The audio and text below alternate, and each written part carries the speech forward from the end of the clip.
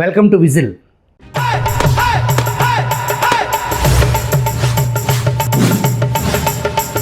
ఆంధ్రజ్యోతి పత్రిక పేరును తెలంగాణ జ్యోతిగా మార్చాలన్న బీఆర్ఎస్ కార్యకర్త ఆర్ఎస్ ప్రవీణ్ కుమార్ గత చరిత్ర ఏంటి? బహుజన సమాజ్వాదీ పార్టీని నడిబజార్లో నిల్చోబెట్టిన 48 గంటల్లోనే గులాబీ గూటికి చేరటంలో అసలు గుట్టేంటి? మాజీ మంత్రి పరిటాల రవీంద్ర దారుణ హత్య సమయంలో అనంతపురం ఎస్పీగా విధులు నిర్వహించిన ప్రవీణ్ కుమార్ ఏం చేశారు? నాడు వైఎస్ రాజశేఖర రెడ్డి ముఖ్యమంత్రిగా ఉండగా ఏ క్రిస్టియన్ అధికారి అంతులేని స్వామి భక్తి ప్రదర్శించారు? నాడు ప్రవీణ్ కుమార్ విద్యార్థుల చేత ఏ పని చేయిస్తే రఘురామకృష్ణరాజు పార్లమెంట్లో గళం విప్పాల్సి వచ్చింది? కూటమి ప్రభుత్వం దళిత అధికారులను వేధిస్తుందని, చంద్రబాబు ప్రభుత్వం దళిత వ్యతిరేక ప్రభుత్వం అని బీఆర్ఎస్ దొరల వికృత రాజకీయ విషయాన్ని ఆంధ్రులపై చిమ్మే ప్రయత్నానికి ఆర్ఎస్ ప్రవీణ్ కుమార్ చేపట్టారా?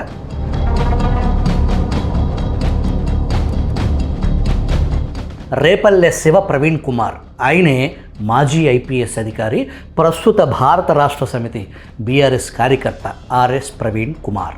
నాడు దొరల పాలనలో ఫోన్ ట్యాపింగ్ వ్యవహారం దేశవ్యాప్తంగా సంచలనం రేపింది.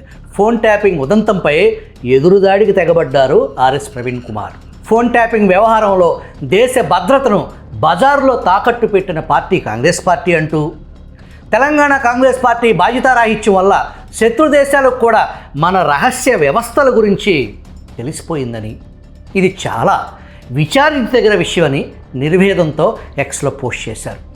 ఈ పోస్ట్ సడన్గా చూస్తే ఆర్ఎస్ ప్రవీణ్ కుమార్కు పరమ దేశభక్తి, దేశం కోసం ఆయన పడే తపన, శత్రు దేశాలకు మన రహస్య వ్యవస్థల గురించి తెలిసిపోయిందంట అని ఆర్ఎస్ ప్రవీణ్ కుమార్ ఆందోళన పడటం చూస్తుంటే మీకేమర్థమైంది? వాస్తవానికి అంతర్గత భద్రత దృష్ట్యా తీవ్రవాదం లాంటి పొంచి ఉన్న పెను ప్రమాదాన్ని ముందుగా పసిగట్టి ప్రజల శాంతి భద్రతలు, దేశ రక్షణ కోసం చట్ట పరిధిలో ఫోన్ ట్యాపింగ్ వ్యవహారం నడుస్తుంది. కేసీఆర్ ప్రభుత్వంలో అనేక అక్రమ పద్ధతుల్లో రాజకీయ ప్రత్యర్థులు, పారిశ్రామికవేత్తలు, సినిమా ప్రముఖులు, వాళ్ళు లేదు వీళ్ళు లేదు, ఆఖరికి పక్క రాష్ట్రం నాటి ఆంధ్రప్రదేశ్ ముఖ్యమంత్రి, ప్రస్తుత తెలంగాణ ముఖ్యమంత్రి నాటి కేసీఆర్ ప్రభుత్వ ఫోన్ ట్యాపింగ్ బాధితులే కావటం విశేషం. మొన్న జరిగిన ఎన్నికల్లో ఓటమి పాలైన BRS phone tapping data hard డిస్కులను ధ్వంసం చేసి మూసీ నదిలో పడేసినట్లు తెలంగాణ పోలీసు విచారణలో తేలినట్లు వార్తలు వచ్చాయి. విచ్చలవిడి ఫోన్ ట్యాపింగ్ డేటాతో పాటు ప్రజా ప్రయోజనం, శాంతి భద్రతలతో ముడిపడి ఉన్న మొత్తం డేటా ధ్వంసం చేసి మురికి మూసీలో పడేశారు. శత్రు దేశాలకు మన రహస్య వ్యవస్థ గురించి ఏం తెలిసింది? ఏ దేశాలు మన శత్రు దేశాలో సదరు మాజీ పోలీస్ అధికారి, ప్రస్తుత రాజకీయ నాయకుడు ప్రవీణ్ కుమార్ తెలంగాణ సమాజానికి స్పష్టత ఇవ్వాలి. సరే, ఈ విషయం అలా ఉంచితే, ఫోన్ ట్యాపింగ్పై మహాన్యూస్ అనుచిత థంబ్నెయిల్స్ వివాదంపై బీఆర్ఎస్ శ్రేణులు మహాన్యూస్ స్టూడియోను ధ్వంసం చేయటం, దానిపై మాజీ మంత్రి జగదీష్ రెడ్డి స్పందిస్తూ అది కేవలం నిరసన మాత్రమే, మేము చేయబోయే దాడులను పోలీసులు కూడా అడ్డుకోలేరు, ఆంధ్ర ప్రాంతానికి చెందిన మరో 2-3 మీడియా హౌసులు ఆ ముసుగులో స్లాటర్ హౌసులు నడుపుతున్నాయి, వాటి అంతు చూస్తామని బెదిరింపు ధోరణితో వివాదాస్పద వ్యాఖ్యలు చేశారు. ఆ స్లాటర్ హౌస్ని వదిలిపెట్టాం ఎట్టి పరిస్థితుల్లో. నేను మళ్ళీ చెప్తున్నా, నిన్న జరిగింది దాడి కాదు, నిరసన మాత్రమే. దాడి మాది ఇంకో తీరుగా ఉంటుంది. అంతేకాదు, ఎక్కడుంటున్నారు, ఎవరు తింటున్నారు అంటూ హైదరాబాదులో స్థిర నివాసం ఏర్పాటు చేసుకున్న ఆంధ్రులను టార్గెట్ చేసి బీఆర్ఎస్ ఎజెండా ప్రాంతాల మధ్య విద్వేషాలను రెచ్చగొట్టడం అనే విధానాన్ని రక్తి కట్టించారు. మీ ఇష్టం వచ్చిన మేమ్స్ పెట్టడానికి ఏమనుకుంటున్నారు? ఎక్కడ ఉంటున్నారు? ఎక్కడ బతుకుతున్నారు? ఎవరు తిండి తింటున్నారు? దీనిపై ఆంధ్రజ్యోతి పత్రిక అధినేత వేమూరి రాధాకృష్ణ ఆయన వీకెండ్ కామెంట్ బై ఆర్కే కొత్తపల్కు శీర్షికలో జగదీష్ రెడ్డి అనుచిత వ్యాఖ్యలపై ఆర్కే ఘాటుగా స్పందించారు. మరుగుజ్జుల బెదిరింపులకు కాలం చెల్లింది, తెలంగాణ బీఆర్ఎస్ జాగీర్ కాదు అని తీవ్రంగా స్పందించారు. దీనిపై బీఆర్ఎస్ కార్యకర్త ఆర్ఎస్ ప్రవీణ్ కుమార్ స్పందిస్తూ ఆంధ్రజ్యోతి పత్రికను కోట్ చేస్తూ చెత్త చెత్త వాగుడెందుకు, గజ గజ వణుకుడెందుకు అని సోషల్ మీడియాలో షేర్ చేశారు. సదరు ఆర్ఎస్ ప్రవీణ్ అంతటితో ఆగలేదు. తెలంగాణ వచ్చిన తర్వాత కూడా ఆంధ్రజ్యోతి దినపత్రిక తెలంగాణ జ్యోతిగా పేరు మార్చుకోకుండా తెలంగాణలో ఇంకా సర్క్యులేట్ అయితేనే ఉన్నది.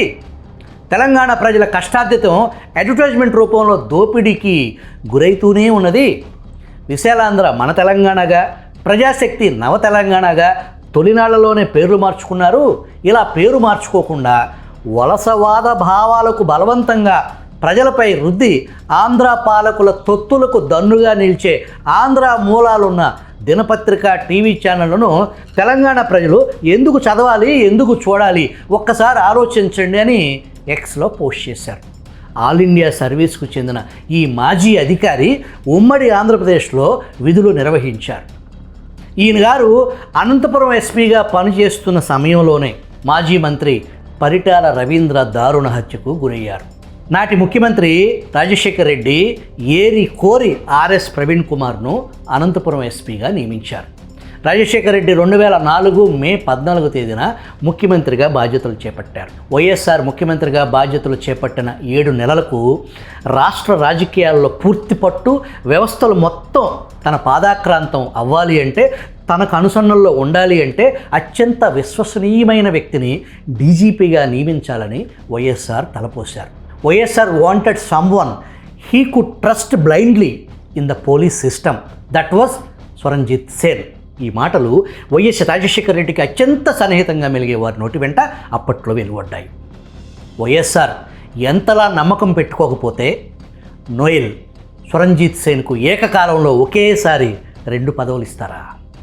ఒకటి రాష్ట్ర director general of police DGP, రెండోది హోంశాఖలో అత్యంత కీలకమైన పదవి ప్రిన్సిపల్ సెక్రటరీ హోదాను నోయల్ సేన్కు కట్టబెట్టారు. రాజశేఖర్ రెడ్డి అంతటి సాహసోపేతమైన నిర్ణయం తీసుకోవటానికి ప్రాతిపదిక నోయల్ స్వరంజిత్ సేన్ క్రిస్టియన్ మతస్థుడు కావటమే ప్రధాన కారణం అని అప్పట్లో వార్తలు వచ్చాయి. ఆ వార్తలు నిజం అనేందుకు వైఎస్ కుటుంబం కోసం తన చివరి శ్వాస వరకు పనిచేస్తా అని నోయల్ స్వరంజిత్ సేన్ అన్నట్లు అప్పట్లో పత్రికలు రిపోర్ట్ చేశాయి. 2006లో నోయల్ స్వరంజిత్ సేన్ రిటైర్డ్ అయ్యాక వైఎస్ఆర్ వర్గంతో అత్యంత సన్నిహితంగా మెలిగేవారు. 2021లో తెలంగాణలో వైఎస్ షర్మిల స్థాపించిన వైఎస్ఆర్ తెలంగాణ పార్టీలో సేన్ చేరారు. ఇప్పుడు ఆయన ముచ్చట మనం ఎందుకు చెప్పుకోవాల్సి వస్తుందంటే, ఈయన డీజీపీగా బాధ్యతలు తీసుకున్న సరిగ్గా 24వ రోజు జనవరి 24, 2005న మాజీ మంత్రి పెనుగొండ ఎమ్మెల్యే పరిటాల రవీంద్ర దారుణ హత్య జరిగింది. తన హత్యకు పెద్ద ఎత్తున కుట్ర జరుగుతుందని పరిటాల రవి స్వయంగా విలేకరుల సమావేశంలో పలుమార్లు తెలియజేశారు.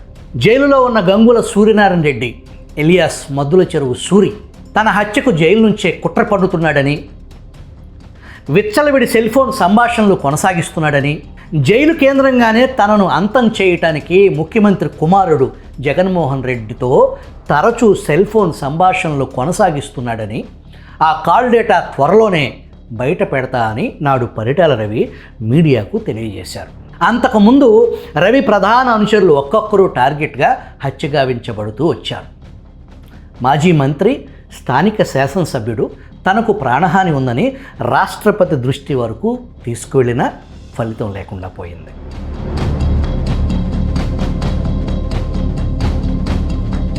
ఆర్ఎస్ ప్రవీణ్ కుమార్ ఆధ్వర్యంలో అప్పటి వరకు రవికి ఉన్న గన్మెన్ల సంఖ్యను తగ్గించేశారు.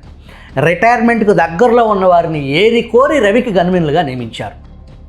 రవి ఇంటిని పలుమార్లు పోలీసులు చుట్టుముట్టి సోదాలు నిర్వహించారు.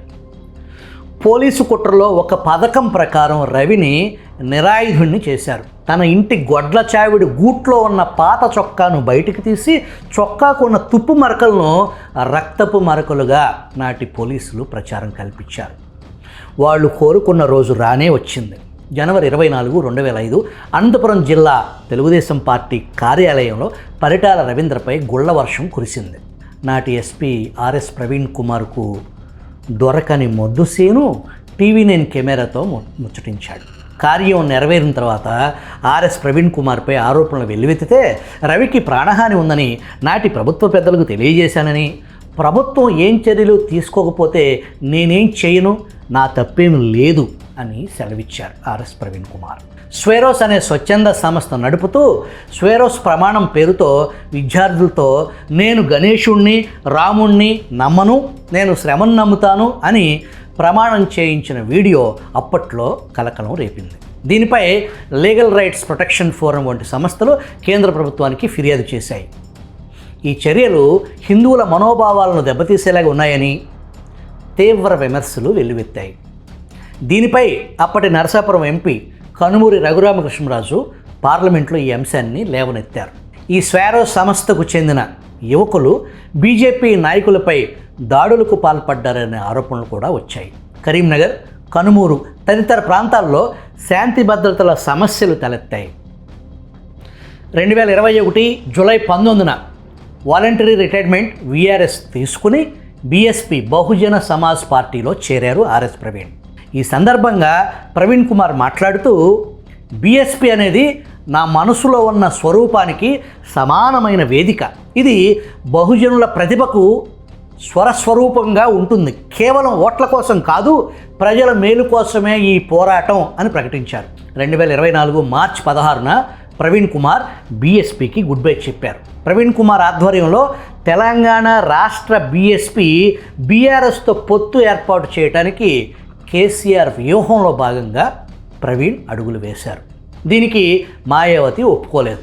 మాయావతి ఒప్పుకోకపోవటానికి బీజేపీ కారణమని, మాయావతిపై బీజేపీ ఒత్తిడి తెచ్చి పొత్తు పొడవకుండా అడ్డుకుందని, బీజేపీ నియంత్రించే బీఎస్పీలో తాను కొనసాగలేనంటూ బీఎస్పీ నుంచి బయటకు వచ్చిన సరిగ్గా 48 గంటల్లో బీఆర్ఎస్లోకి ఆహ్వానిస్తూ కేసీఆర్ ప్రవీణ్కు పింకు కండువా కప్పి పార్టీలోకి ఆహ్వానించారు. ప్రవీణ్ కుమార్ వీఆర్ఎస్ తీసుకుంది, బీఎస్పీలో జాయిన్ అయ్యింది, బీఆర్ఎస్తో బీఎస్పీ పొత్తుకు తహతహలాడింది. మొత్తం కేసీఆర్ కనుసన్నల్లో వ్యూహాత్మక రాజకీయ క్రీడ. అది బెడిసి కొట్టేటప్పటికి ముసుగు తీసి ప్రవీణ్ కుమార్ గులాబీ కండువా కప్పుకున్నారు.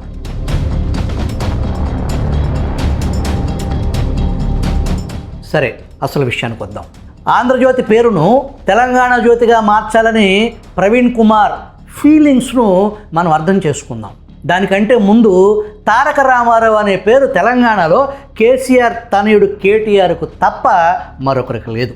మరి కేటీఆర్ను పేరు మార్చుకోమని బీఆర్ఎస్ కార్యకర్త ప్రవీణ్ కుమార్ కోరతారా? లేదు, ఆయనకు అజయ్ అనే మారు పేరు ఉంది అని సరిపెట్టుకుంటారా? తెలంగాణ రాష్ట్ర సమితి నుంచి తెలంగాణను పీకేసి భారత రాష్ట్ర సమితి అని మార్చి దేశాటన చేసిన కేసీఆర్కు ఇక చాలించు నీ ఉత్తర కుమార ప్రగల్భాలు, బీఆర్ఎస్ బ్యాక్ టు టీఆర్ఎస్గా పేరు మార్చమని కేసీఆర్కు సలహా ఇస్తారా ఈ ప్రవీణ్ కుమార్? 2009 నుంచి 2014 వరకు తెలంగాణ ఉద్యమం ఉవ్వెత్తున ఎగిసిపడుతుంటే విద్యార్థులు, శ్రామికులు, ఉద్యోగులు కేసులు పాలై పలువురు యువకులు మంటల్లో అగ్నికి ఆహుతవుతుంటే పోలీస్ డ్యూటీ చేస్తూ తెలంగాణ రాకముందే 2013లో గురుకుల సొసైటీకి సెక్రటరీ అయ్యి ఏసీ రూముల్లో రెస్ట్ తీసుకుంటూ దాదాపు 10 ఏళ్ల పాటు కడుపులో సల్ల కదలకుండా తెలంగాణ ఫలాలు అనుభవించిన ప్రవీణ్ కుమార్ ఆయనకు రాజకీయ భిక్ష పెట్టిన బీఎస్పీని నడి బజారులో నిలబెట్టి బీఆర్ఎస్లో పరకాయ ప్రవేశం చేసిన ప్రవీణ్ కుమార్ ఆంధ్రప్రదేశ్ ప్రభుత్వం దళిత అధికారులను వేధిస్తున్నారంటూ ఐపీఎస్ అధికారి PV Sunil Kumar, retired ASP విజయపాల్కు మద్దతు ప్రకటించారు. ఈ సందర్భంగా ఆనాడు అంబేద్కర్ కంటతడి ఎందుకు పెట్టుకోవాల్సి వచ్చింది? ఈ సందర్భంగా డాక్టర్ బిఆర్ అంబేద్కర్ ఏమని నాడు వ్యాఖ్యానించారో ఒకసారి మనం తెలుసుకు తీరాలి. 1956 మార్చి 18న ఆగ్రాలో తన అనుచరులతో మాట్లాడుతూ భావోద్వేగానికి గురయ్యారు అంబేద్కర్. తన జాతివాసుల్ని ఎలా చూడాలనుకున్నారు, వాళ్ళు ఎలా తయారయ్యారనే విషయాన్ని బేరేజు వేసి చూపారు అంబేద్కర్. నేనేమో మిమ్మల్ని రాజులు చేయాలనుకున్నా, మీరేమో లాభసాటి నౌకర్లుగా మిగిలిపోవాలని అనుకుంటున్నారు. నేనేమో మిమ్మల్ని రత్నాల్లా చూడాలని అనుకుంటుంటే మీరేమో మట్టి పిల్లల్లాగా మిగిలిపోవాలనుకుంటున్నారు. నేనేమో మీరు సంఘటిత శక్తిగా ఎదగాలని అనుకుంటుంటే మీరేమో ఎవరికి వారు వ్యక్తులుగా ఎదగాలి అనుకుంటున్నారు. నేనేమో రాజ్యాంగం అనే ఆయుధంతో గౌతమ బుద్ధుడు, జ్యోతిరావు పూలే మొదలుపెట్టిన యుద్ధం గెలవాలనుకుంటున్నా. కానీ మీరేమో రిజర్వేషన్ ఫలాలు అనుభవిస్తూ నిద్రపోవాలనుకుంటున్నారు. నేనేమో పూర్వీకుల చరిత్ర చదివి ఆచరించి పీడిత తాడిత మూలవాసుల తరపున మీరంతా నిలబడాలని అనుకుంటుంటే మీరేమో పూర్వీకుల చరిత్రే చదవకూడదని అనుకుంటున్నారు. నేనేమో వచ్చిన స్వతంత్రం నుంచి వేరే ఇంకో స్వతంత్రం కోరుకోవటం లేదు. వెట్టి చాకిరి, బానిసత్వం, కులం, మతం, దోపిడీ, దౌర్జన్య సంఖ్యల నుంచి మిమ్మల్ని విముక్తులను చేయాలనుకుంటే మీరేమో ముందు చూపు లేకుండా, రాబోయే పెను ముప్పు చూసుకోకుండా కళ్ళు మూసుకుని కాలక్షేపం చేయాలని అనుకుంటున్నారు. స్పృహలేని ఉద్యోగాల కోసం, స్ఫూర్తి లేని రాజకీయ నేతల కోసం, సంఘటితం కాని సంస్కర్తల కోసమే నా ఈ కన్నీళ్ళు. మీరంతా నా అనుచరులు కనుక నా జాతివాసుల కోసం, నా దేశ ప్రజల కోసం నేను పడుతున్న ఆవేదనను మీరు సరిగ్గా అర్థం చేసుకుంటారని భావిస్తాను. నా కన్నీళ్ళు వృధా పోవని, వాటి విలువను మీరు వాటికి తెలియజేస్తూ ఉంటారని ఆశిస్తున్నాను అన్నారు అంబేద్కర్. ఆనాటి నుంచి నేటి వరకు ఆర్ఎస్ ప్రవీణ్ కుమార్ లాంటి వారు తెలంగాణ నియంత కేసీఆర్ అడుగులకు మడుగులొత్తే వ్యక్తులు. వాళ్ళు చేసే సంకుచిత వ్యక్తిగత రాజకీయాల గురించి బహుశా అంబేద్కర్ కలచిందారు. భవిష్యత్తు తరాల అభ్యున్నతి కోసం అంబేద్కర్ నాడు పడిన వేదన వృధా కాకూడదు. మనం మన ముందు తరాలను చైతన్యవంతులుగా తీర్చిదిద్దటం ఒక బాధ్యతగా స్వీకరించాలి. ఇకనైనా చెట్టు పేరు చెప్పి కాయలమ్మటం, అసత్యాల ఆరోపణలతో జాతి స్ఫూర్తికి విఘాతం కలిగించే చేష్టలు కట్టిపెట్టి డాక్టర్ బిఆర్ అంబేద్కర్ కలలుగన్న సమాజాన్ని నిర్మించటానికి పాలు పంచుకుంటారా? దొరలకు ఊడిగం చేసే దగ్గరే ఆగిపోతారా? తేల్చుకోవాల్సింది ఆర్ఎస్ ప్రవీణ్ కుమార్ లాంటి వాళ్లే. తెలంగాణ బాపు గతంలో దళితుడిని ముఖ్యమంత్రి చేస్తా అని ప్రకటించుండు కదా.